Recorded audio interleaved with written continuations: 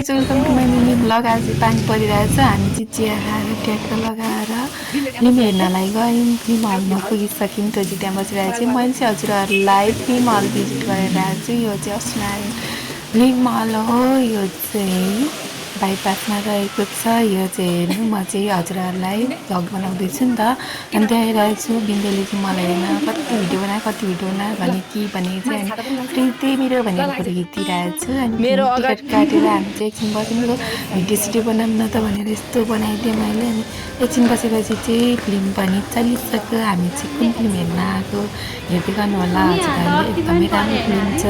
अनि त्यहाँ सोध्नु हुँदै कुन फिल्म भनेर, यो फिल्म भनेर भन्यो अनि यता जानु भनेर गयौँ। मान्छे चाहिँ खासै हुनुहुन्न थियो फिल्म चाहिँ, तर एकदमै राम्रो थियो। हामी चाहिँ फिल्म हलमा पुगिसक्यौँ, साथीहरू हेर्न मान्छेहरूमा चाहिँ धेरै अस्ति चलेको भएर पनि होला, हामी चाहिँ आज गर्थ्यौँ अनि घर हामी बसिसक्यौँ।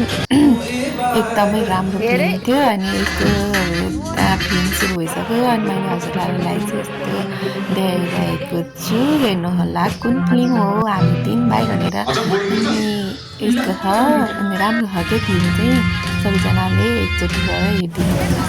सबैलाई बाई बाई।